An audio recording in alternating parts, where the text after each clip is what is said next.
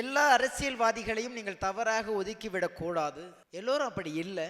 அவங்களுடைய பயணங்களை வேறு வேறு திசையில திருப்பி கோபம், இதை செய்ய மாட்டேங்கிறாங்களே ஒரு காலகட்டத்தில் எங்களுக்கெல்லாம் ஒரு சந்தேகம் வந்துருச்சு. இவர் இந்த கட்சியில் சேர்ந்து பேசுகிறாரோ அப்படின்னு சொல்லி. கடைசியில் அந்த கோபத்தில் ஒரு நியாயத்தை கொண்டாரு. ஏன் பேசுகிறேன், நீங்கள் நல்ல ஆட்களை தேர்ந்தெடுக்கலையா? ஆனால் உங்ககிட்ட அதிகாரத்தை நாங்கள் கொடுக்க முடியாது. அரசியல்வாதி கையில் அதிகாரம் இருக்குன்னா அவர்களால் தான் இந்த தேசத்துடைய வளர்ச்சிக்கு வழிவகுக்க முடியும்னாரு. அற்புதமாக கொடுத்துக்க, ஒரு பெரிய பாராட்ட கொடுங்க. இறுதி தீர்ப்புக்கு வர்றதுக்கு முன்னாடி இந்த அரங்கம் ஒரே இரவுக்குள்ள தயார் பண்ணி கொடுத்துருக்குறாங்க. சங்கமித்ரா திருமண மண்டபத்துடைய உரிமையாளர் திரு வி ராமநாதன் அவர்களுக்கும், கேமா ராமநாதன் அவர்களுக்கும், சங்கர நாராயணன் அவர்களுக்கும் இந்த நேரத்தில் ராஜ் தொலைக்காட்சி நிறுவனத்தின் மூலமாகவும் எங்கள் பட்டிமன்ற குழுவின் சார்பாகவும் நன்றிகளையும் வாழ்த்துக்களையும் தெரிவித்துக் கொள்கிறோம். நம்ம நிறைவு கருத்துக்கு வருவோம். 6 பேர்த்துடைய கோபமும் மாறி மாறி மாறி மாறி எல்லாரும் உண்மையை தான் பேசுனாங்க, பொய்யே கிடையாது. 6 பேருமே எங்கேயோ ஒரு இடத்துல எங்கேயோ ஒரு புள்ளியில இந்த மக்கள் தவறான முடிவை எடுத்திருக்கிறார்கள் என்ற ஆதங்கம் இருக்கிறத மக்களின் பிரதிநிதியாக இந்த 6 பேரும் தங்களுடைய கருத்துக்களை மிக அழகாக தெளிவா பண்ணியிருக்கிறார். ஆனால் இவர்கள் எல்லாருமே சொன்ன விஷயத்தை பார்த்தீங்கன்னா நிறைய விஷயங்கள் ஏற்றுக்கொள்ளப்பட்டதுதான். ஆனால் இந்த குடியரசு தினத்தில் இந்த விஷயத்தை இங்கே விவாதிக்க வேண்டிய ஒரு காலகட்டத்தில் இருக்கிறோம். இதை அப்பன் வள்ளுவன் எல்லாத்துக்கும் எழுதி வச்சுட்டு போனான். இந்துவாக இருந்தால் பகவத்கீதையை படியுங்கள், இஸ்லாமியர்களாக இருந்தால் குரானை படியுங்கள், கிறிஸ்துவனாக இருந்தால் பைபிளை படியுங்கள், மனிதனாக இருந்தால் திருக்குறளை படியுங்கள் என்று ஒட்டுமொத்த மானிடத்துக்கும் எழுதி வைத்து விட்டு போனவன். அவன் அரசியலையும் விட்டு வைக்கல. இயற்றலும் ஈட்டலும் காத்தலும் காத்த வகுத்தலும் வல்லத்தரசும். அரசாங்கம் எப்படி ஒரு பொருளை ஈட்டணும், நியாயமா நேர்மையா ரொம்ப அறவழியில ஒரு பொருளை ஈட்டணும்.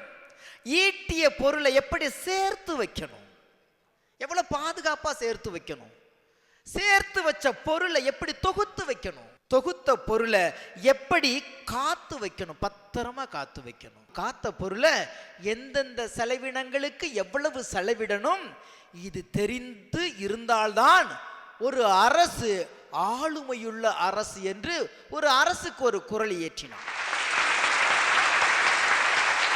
அரசின் கீழ் இயங்கும் நாடு எப்படி இருக்கணும்ன்றா அதை அவன் விட்டு வைக்கல. சொல்றான், உரு பசியும் மூவா பிணியும் செரு பகையும் சேராது இயல்வது நாடுன்றான். என்னன்னா பசி இல்லாமல், பிணி இல்லாமல், பகை இல்லாமல், பசி தீர்ந்து சுகாதாரமா அமைதியா ஒரு நாடு இருந்துச்சுன்னா அந்த நாடு ஒரு நல்ல தலைமையின் கீழ் இயங்குகிறது என்று சொல்றோம்.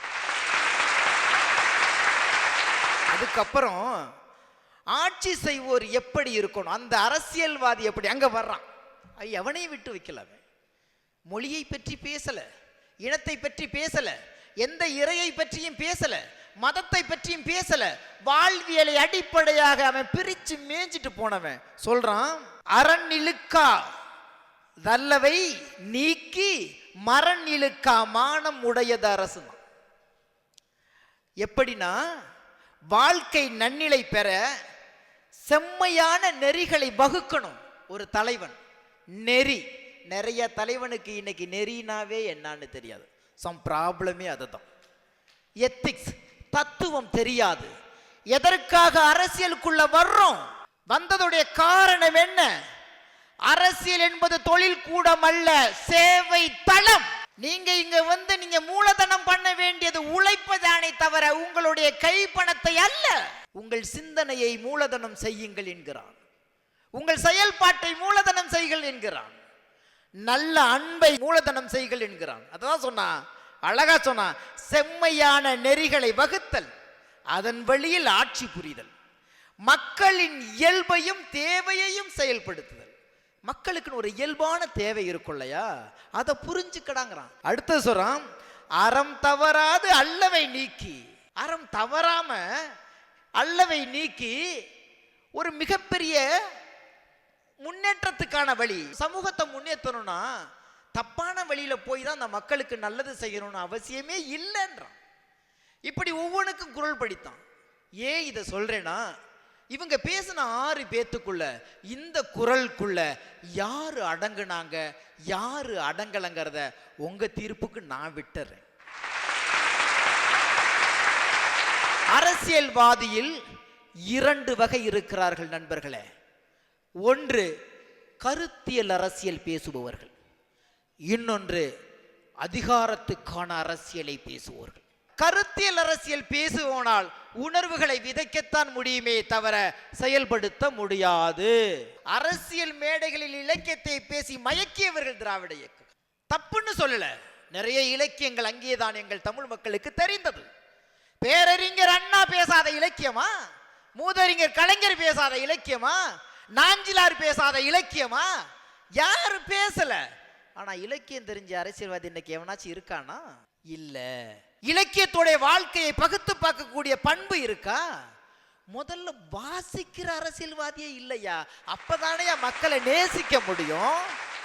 அப்ப கருத்தியல் அரசியல் பேசிக்கொண்டே இன்னைக்கு இருக்கிற தலைவர்களால் தான் இவ்வளவு பெரிய பிரச்சனை வருகிறது என்று இவர்களும், அதிகாரம் கையில் இருக்கிறது, நாங்கள் தான் இதை செயல்படுத்த முடியும் என்பதை இவர்களும் சொல்லும் போது இடையில இங்க பாவப்பட்ட ஜீவன் யாரு தெரியுமா? மக்கள். யார் இந்த மக்கள்? இந்த நாட்டுடைய முதலாளிகள், மண்ணுடைய முதலாளிகள், ஜனநாயகத்துடைய முதலாளிகள். நான் தமிழனாக பிறந்ததில், தமிழ்நாட்டில் பிறந்ததில் எனக்கு மிகப்பெரிய பங்கு உண்டு, மிகப்பெரிய பெருமை உண்டு. நான் இன்னைக்கு மார்தட்டி சொல்றேன், இன்றைக்கு இருக்கிற இந்தியாவில் உள்ள மாநிலங்களையே இன்னும் ஜனநாயகம் உயிரோடு இருப்பது தமிழகத்தில் தான்.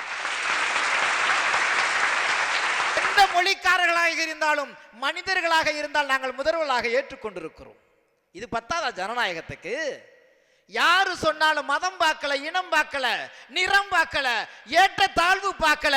நாங்கள் எங்களை நேசிக்கிற ஒரு மனிதனை நேசிக்கிற ஒரு தலைவன் எங்களுக்கு தேவைப்படுகிறான். மற்ற மாநிலத்தில் போய் நம்ம தமிழ முதலமைச்சராக இருந்துட முடியுமா?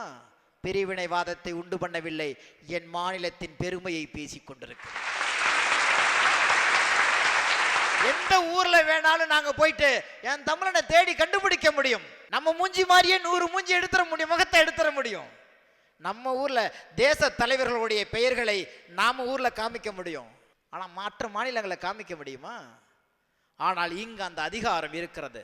யாரை வேணாலும் ஒரே இரவுல மேல ஏத்தவும் தெரியும், இறக்கவும் தெரியும். அவ்வளவு ஆளுமை எங்களுடைய மக்களுக்கு இருக்கிறது, எங்களுடைய வாக்குக்கு இருக்கிறது. என்னவோ தெரியலைங்க, இந்த தேர்தல் வரும்போது மட்டும் அது வரைக்கும் கோபம் பயங்கரமா இருக்கும்.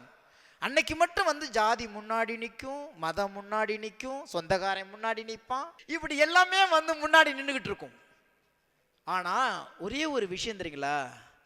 எந்த அதிகாரத்தை கொடுப்பதற்கு மக்களுக்கான அதிகாரம் இருக்கிறதோ அந்த அதிகாரத்தை எடுக்கிறதுக்கான அதிகாரமும் மக்களுக்கு இருக்குல்ல. என்னைக்காச்சும் ஒரு நாளைக்கு நீ வேலை செய்யல, உன்னுடைய வேலையை ரிசைன் பண்ணுன்னு சொல்லிட்டு எந்த எம்எல்ஏ வீட்டில், எந்த எம்பி வீட்டில், எந்த முதலமைச்சர் வீட்டிலாச்சும் நம்ம போராட்டம் பண்ணோமா? அதை கூட எதிர்கட்சிகள் தான் போராட்டம் பண்ணணும், மக்கள் பண்ண மாட்டாங்க. யாரு ஆட்சி ஆண்டாலும் அதற்கு எதிர்ப்பு உள்ளவங்க தான் பண்ணுவாங்க. ஆனா இங்க வந்து மக்கள் பிரச்சனை பேச, ஆனா அவங்க எதிர்க்கிறது காரணமே அவங்க ஆட்சிக்கு வரணும்னு தான். மக்களுக்கான அக்கறை எல்லாம் கிடையாது. இங்க தமிழகத்துல நடந்த அத்தனை அயோக்கியத்தனத்துக்கு எல்லாரும் பொறுப்பு. அதனாலதான் இந்த தலைப்பு கொடுக்கும் பொழுதே, இன்றைக்கு இந்த தேசத்தின் வளர்ச்சி மக்களின் கையிலா ஆள்பவர்களின் கையிலான்னு கேட்கும் பொழுது, ஆள்பவர்கள் நிரந்தரமானவர்கள் இல்லை, ஆள நினைப்பவர்களும் நிரந்தரமானவர்கள் இல்லை, ஆள துடிப்பவர்கள் நிரந்தரமானவர்கள் இல்லை. அரசியல்வாதி என்று சொல்லுங்கள், ஒட்டுமொத்தமாக அரசியல் களத்தில் இயங்குவவர்கள் எல்லாத்துக்கும் நாம பேச வேண்டியிருக்கிறது. என் நாடு, என் மக்கள், நான் ஓட்டு போட்டிருக்கேன். அதனால ஓப்பனா சொன்னேன், இந்திய தேசத்தில் எந்த கண்டத்திலும், எந்த திசையிலும், எந்த மூலையிலும் என்னுடைய கால் தடம் பதிப்பதற்கான சுதந்திரத்தை 71 ஆண்டுகளுக்கு முன்பு நாங்கள் பெற்றிருக்கிறோம். இன்றைக்கு கேள்வி கேட்கிற தலைமையாக வந்திருக்கிறோம். எப்படி அரசியல்வாதிகளை 2 விதமா பார்த்தோமோ, அதுல தலைவர்கள் 2. மக்களுக்கு தேவையானதை செய்வது ஒரு வகை, மக்களுக்கு பிடித்ததை செய்வது ஒரு வகை. இப்ப கொஞ்சம் யோசிச்சு பாருங்க, தேவையானது சில நேரத்தில் மக்களுக்கு பிடிக்காமல் இருந்திருக்கும், தொலைநோருக்கு பார்வை இல்லை, எல்லா திட்டத்திற்கும் எதிர்ப்பு வந்ததுன்னு சொன்னாங்களே. ஒருத்தனை கொன்னுதான் இன்னொருத்தனை வாழ வேண்டாங்கிற 8 வழிச்சாலையில், வேற ஒன்றும் இல்லை. எங்களை அழுக வச்சுதான் நீங்க சிரிக்கணுங்கிறது இல்லைங்கிறோம். நீங்க இப்படி போற 1 கிலோமீட்டரை இப்படி மாத்தி போடுங்கன்னு சொல்ற, வேற ஒண்ணும் இல்ல, வேண்டவே வேண்டான்னு சொல்லல. அப்ப என்னன்னா, தேவையானது சில நேரத்தில் மக்களுக்கு பிடிக்காததாக இருக்கும், பிடிக்காதது சில நேரத்தில் மக்களுடைய எதிர்காலத்துக்கு தேவையானதாக இருக்கும். எல்லாரும் என்ன செஞ்சீங்கன்னா, மக்களுக்கு தேவையானதை செஞ்சு நாம என்ன செய்ய போறோம், எது பிடிக்குதோ அதை செஞ்சிருவோம். அவங்களுக்கு ஓட்டு போறதுக்கு முன்னாடி 500 ரூபாய் பிடிக்கும், ஒரு சேலை பிடிக்கும், மீட்டிங்கு கூப்பிட்டா ஒரு பிரியாணி பிடிக்கும், ஒரு கோட்ரு பிடிக்கும். பிடித்ததை செய்வதற்கு நீ தேவையில்லை. எனக்கு கிடைக்காது, என் தலைமுறைக்கு கிடைக்க வேண்டும் என்ற ஆதங்கம் வந்து கொண்டிருக்கிறது. சரியோ தப்போ மக்களிடம் எடுத்து சொல்லு, அதனுடைய நன்மையை நிரூபிச்சு காமி. எல்லா திட்டங்களுக்கும் எதிர்ப்பு வரத்தான் செய்கிறது. ஆனால் திட்டத்தின் நன்மை உணர்ந்த பிறகு எங்கள் மக்கள் வழிவிட்டு நிக்கலையா? எதிர்ப்பு தெரிவித்த மக்கள் எத்தனை சட்டத்தை நாங்கள் விட்டு கொடுத்துட்டு உட்காந்துருக்கோம். சரி, இதுல ஒரு நன்மை இருக்கு, நாம தான் தெரியாம போராடிட்டோம், அதை நீ எக்ஸ்பிளைன் பண்ணு, விரிவாக எடுத்து சொல்லு. அதுக்கு ஏன் அடக்குற? ஏன்னா எடுத்து சொல்ற அளவுக்கு உனக்கு பொறுமை இல்லை. அதுக்குள்ள 5 வருஷம் ஓடி போயிடுங்கிற பயம்.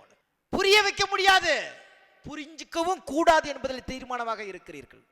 உங்களுக்காக நான் பேசுறேன். எனக்கு ஒண்ணு மட்டும் தெரியலங்க, எல்லாரும் மக்களுக்காகத்தான் அரசியலுக்கு வரீங்கன்னா ஏன்டா மக்கள் பிச்சைக்காரனாவே இருக்கான்? எல்லாருமே அவ்வளோ உண்மையா வரீங்களே, வருஷத்துக்கு 10 பேருக்கு நல்லது செஞ்சா கூட இன்னைக்கு இந்தியா முழுக்க இன்னைக்கு சந்தோஷமா இருந்திருப்பானே. 71 ஆண்டுகள்ல இல்லையே. எனக்கு தெரியாம கேட்கிறேன், அரசியல் என்பது வியாபார களமாக இருக்குங்கிறதுனால தானே 71 ஆண்டுகளுக்கு முன்பு வெள்ளையனை நாங்கள் வெளியேற்றணும். அதே வியாபாரத்தை எங்க வீட்டுக்குள்ள, ஏன் மடியில, ஏன் பிள்ளைங்கள்ட்ட, ஏன் ஸ்கூல்ல, ஏன் மண்ணில், ஏன் நெல்லில், ஏன் கரும்புல உட்காந்துட்டு பண்றிய? உனக்கு அவனுக்கு என்னடா வித்தியாசம்? அதை தாண்டா கேட்குறோம் நாங்க. அவன் எடுத்தது எங்களுக்கு தெரியவே இல்லடா, ஆனா எனக்கு கண்ணுக்கு நேரம் எடுத்துக்கிட்டே இருக்க, நான் பேசவே முடியல. ஏன்னா ஒரு நாள் பொங்கி சாப்பிடலான்னு தெரியாதனமா கையேந்திட்டேன். ஆனா 5 வருஷமும் அதே மாதிரி என்ன கை கட்ட விட்டுட்டியே. அப்ப இந்த தவறுகளை களைவதற்கான பொறுப்பு யாருகிட்ட இருக்கு? மக்கள்கிட்ட இருக்கு. ஒரு நாட்டுடைய வளர்ச்சி தலைவர்கள் மூலியமாகவும் அதிகாரத்தின் மூலியமாகவும் அரசு தான் திட்ட சட்டங்கள் மூலமாக நிறைவேற்ற முடியும். அந்த அரசை நிர்ணயிக்கக்கூடிய அதிகாரம் மக்களிடம் இருக்கிறது. ஒரு தலைவனை தேர்ந்தெடுக்கக்கூடிய அதிகாரம் மக்களிடம் இருக்கிறது. அவன் சரியில்லை என்றால் அந்த நாற்காலிலிருந்து இறக்குகிற அதிகாரம் மக்களிடம் இருக்கிறது. தன்னுடைய பலம் தெரியாத மக்களால் பலவீனமான தலைவர்களை தேர்ந்தெடுத்தது மக்களுடைய பிழை. அப்படி அந்த பிழைதான் இன்றைக்கு நாட்டின் வளர்ச்சி இல்லை என்கின்ற போது கேள்வி கேட்க முடியாத நிலை வருகிறது. 1000 தலைவர்கள் சேர்ந்து திட்டமிட்டாலும் அந்த 1000 தலைவர்களுக்கு பின்பு 1,00,000 மக்கள் அங்கே முதலாளிகளாக இருக்கிறார்கள். மக்கள் ஜனநாயக நாட்டில் என்றைக்கு முதலாளி என்கின்ற அந்த தன்னம்பிக்கை திமிரும், அந்த ஜனநாயக திமிரும் என்றைக்கு மக்களுக்கு வருகிறதோ அன்றைக்குதான் நல்ல தலைவர்களை தேர்ந்தெடுப்பார்கள். நாங்கள் கேட்பதெல்லாம், நீங்கள் எங்களுக்கு சேவை செய்யவே வேண்டாம், முடிந்த வரைக்கும் உங்களுக்கு நீங்கள் நேர்மையாகவே இருங்கள், குறைந்தபட்சம் நேர்மை உங்களுக்கு நேர்மையாக இருங்கள் என்ற எண்ணத்தோடு என்றைக்கு இந்த மக்கள் அப்பேற்பட்ட தலைமையை, அப்பேற்பட்ட அரசை, அப்பேற்பட்ட அதிகாரத்தை எடுக்கிற உரிமை எனக்கு மட்டுமே இருக்கிறது என்று நிர்ணயிக்கிற அந்த மக்கள் தான் என்றைக்காயிருந்தாலும் தேசத்தின் வளர்ச்சிக்கு முதல் விதையாக இருப்பார்கள் என்று கூறி விடைபெறுகிறேன். நன்றி, வணக்கம்.